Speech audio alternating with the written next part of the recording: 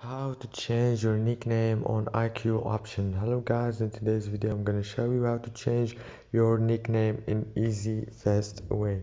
So first thing we do, we go to IQ option application. Now you should click on those three lines here, click on them like this, then click on your profile, and after that you will find this page. Now you go down and you will find your nickname here.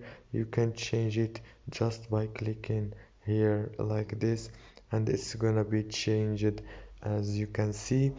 And that's it for today's video guys. If this video was helpful, please don't forget to like and subscribe, and thank you so much for watching till the end. See you in the next video.